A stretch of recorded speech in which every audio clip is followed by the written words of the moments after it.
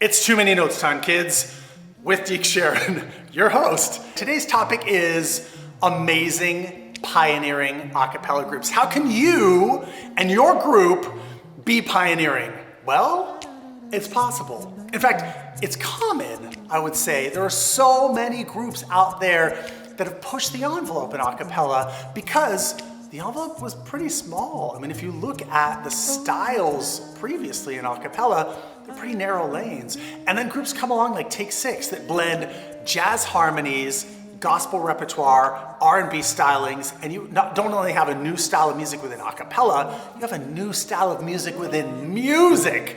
And a cappella does it better than anything else because you can transcend different genres, you can transcend different parts of the world, different personalities, different ways of pronouncing vowels and stuff like that. So you end up with a group that can travel through time and around the world, song by song by song, and can draw from all these different characters and places and all that kind of stuff, and end up with a group like Zap Mama that was like Africa meets Belgium meets world music and blah, blah, blah. And if you don't know Zap Mama, look them up. Really cool music. Anyway, you want to be a pioneer? You want your group to be awesome? Let's do this. Number one, do what you're amazing at. Now, what does that mean? Like, well, of course you want to be great, right? No. You're thinking about this all wrong. Go through every member of the group and figure out what you're great at. What are you amazing at? What do you do really well, right? Sing high notes powerfully, make great instrumental sounds, like, and also not just on stage, but behind the scenes. Like, oh, you have a really cool, like, jazzy style to your arranging, and you've got this, like, funny, weird, quirky personality when you introduce groups, and like all of it. Put all of these things together. Lean into the individuality of the specific members of your group, and whatever makes you unique and special, that's what you should try to do. Most groups, when they get started, most rock bands, whatever, they copy others, and that's okay. But what you want to do is you want to eventually find your own sound. So if you listen to early Ray Charles, we're talking early Ray Charles, he sounds exactly like a blend of a fantastic, like, bluesy kind of singer back then, Charles Brown, who was singing pop, and this is before R&B, so it wasn't even R&B, and Nat King Cole. And Ray Charles was really copying and imitating their voices, but pretty quickly he found his own sound. And that sound was the birth of soul music, right? Some of the gospel tradition, some of what back then was called black music tradition, and you weave these things together and you have something completely fresh and new. That's right, Ray Charles invented soul, and he did it by initially copying other people. That's how we all start out. When I was starting out, it was like the Bobs, the Nylons, the Tufts Beezlebubs before I even got in the group, like, were huge influences on me. And then I learned from them how to do this thing, and then started to figure out, but who am I in this whole thing? What makes sense to me? How does my brain function? How do I want to organize these notes? How do I want to be on stage?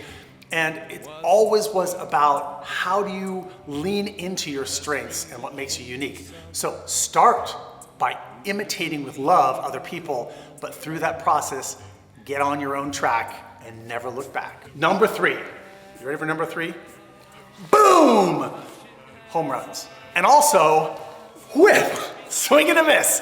The thing is, you're not going to hit a home run every time, but you definitely don't hit a home run every time you bunt, right? You gotta take big risks. And you gotta be prepared to have some things land flat and not be the best song you've done. And like, okay, that took some time and energy. We put something behind that. It wasn't really our best foot forward.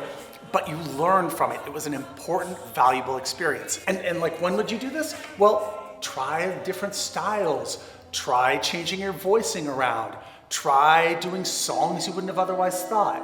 Take those risks, push yourself in all these different directions, because that's when you start to find out when you're outside of your comfort zone, and sometimes that helps you grow, and other times you're like, no, I probably shouldn't have worn the tiara and the tutu on stage. I didn't do that, that's not, I don't think. Anyway, my point is this, do whatever you can to make every single person in your group stretch themselves and pull until you realize everything you're working with. Pioneering means you gotta pioneer. And yeah, and sometimes whiff, miss the ball, it's okay. Okay, next up, it's now, it's time. It's not about albums anymore. It's actually about videos. That's the way people are experiencing music or whatever. So you need to make clever and interesting and impactful videos based on strong recordings. So the arrangement matters, the way you marshal your resources and use all your group members matter, but also taking that and recording it well matters, because people like know what good a cappella sounds like now, because it's good, right? So then you get a good recording, but not a whole album. Like, much better than recording 12 songs, record 4 songs and use all the rest of the money to make 4 different videos, distinct and interesting. Don't just, throw up a camera and show you guys performing on a stage. No one's going to care about that. Use creativity, and this is the thing. People all the time are like, well, we don't have all the money to put together. No. 2 things. Number 1, the most impactful videos are sometimes the most expensive ones, but also the least expensive, right? There was a barbershop group that was the envy of the entire society, who on his Southwest flight just stood up and started singing Under the Boardwalk because everybody was delayed, and all those people whipped out their cell phones and they got millions and millions of views. It's not even their core sound or style. And people would come to me and be like, Deke, why is everybody watching that barbershop video? All these other ones here are like much more impressive. And I say, it's because it has an impact on them. It's because it's created a moment and people are feeling that moment like, oh God, I hate being stuck on a plane. Wait, these 4 guys, old timers, are just gonna stand up and start singing? That is so cool, right?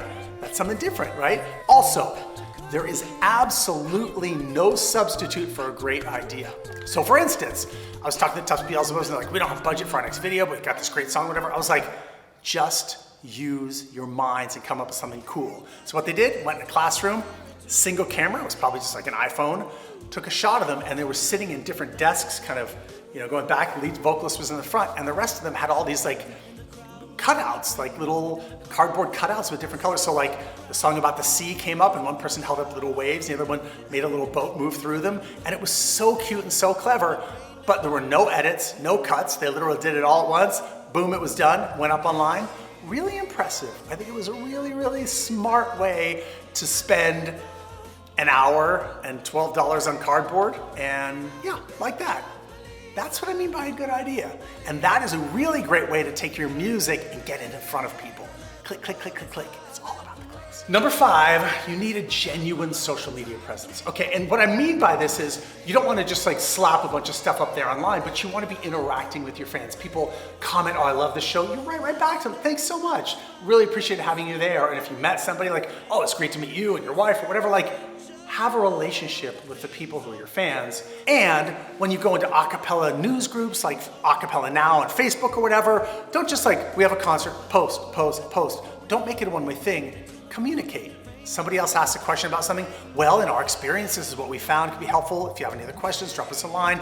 Like, be a part of the community, so you're not only taking from the community, but you're giving to it as well. Because then people are paying attention to what you're doing. And also, if you really want to be pioneering, you're going to learn so much more from your peers than anybody else, right? What are other people doing? What are other people trying? What boundaries are being pushed? What's nobody else trying whatsoever? All of this stuff, you put it together, like that starts to give you information. Plus, you have a supportive network of people who love you, who can give you honest feedback. And all of this comes from having a strong, healthy social media presence and an interpersonal connection with lots of other people in the community, including your fans. Next up, number 6, you need a strong live show. I'm sorry, TikTok is great if you have a really short attention, but the fact of the matter is, a cappella is always better live. Plus, you're gonna find a point when you're hitting a wall and you can't get much bigger unless you get out in front of an audience and start selling tickets and reel. And honestly, that's the way it is nowadays. Bottom line is, nobody's really making much money at all on their album. They're lucky if it breaks even. They're super lucky if they make much money from it. Tours are where they're making money, right? So you gotta have a tour. A bunch of 30-second clips is not gonna give you an hour-and-a-half long show with an intermission in the middle of it. Like, you need to be able to go out there on stage and rock. Plus, the lessons you will learn on stage are invaluable. You'll be connecting with your audience in person, which is exactly what you need to do. And if you're gonna be pioneering, it's not enough just to see what kind of results you get from the clicks and the responses and the texts. You should be in front of an audience. Where do they cheer? Where do they stand up? Where does the set kind of lag? What's really clicking? And you'll get so much better at your solos. You'll get better at your moves. You'll get better at your banter, all of that stuff when you're up on stage doing it. That's the only way. You gotta get out there in person. And one more for you, it's pretty straightforward and I say it all the time, harmony through harmony. And in this case, when I say harmony through harmony, I mean interpersonal harmony. You gotta work your stuff out in the group.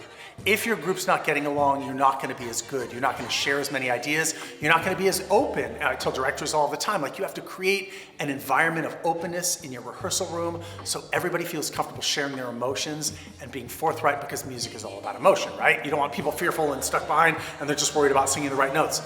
Same thing in a group, but if you have a small ensemble, if you got a little band together and you guys are not getting along, you're not gonna look at each other on stage. If you're not looking at each other on stage, you're not blending your vowels as well. You're not creating fun little moves. You're not learning so much because you're really worried about just staying in your lane. You've gotta work it out and you gotta make sure that you guys are in a good place interpersonally. It's not gonna work any other way. I'm just letting you know. Awesome, I hope this was helpful. Any questions you have about this, any other thoughts you have about this, please post them below. And in case you're wondering, yes, there are a million different styles of a cappella that nobody has done yet. Where's the Aloha a cappella group that does all kinds of like cool Polynesian music? Where's the reggae a cappella group that's out there crushing? Like these guys, they would tear up the festival circuit, the college circuit. And I just mentioned 2 styles of music. There's a bunch. I'm still waiting for the beatbox and turntable crew with killer lead vocalists who just tear up the club scene, right? Can you imagine raves and a cappella, right? Right? See? Anyway, my lips are sealed, but if you post below and you want some more ideas, maybe my lips will open back up. Anyway, see you next time.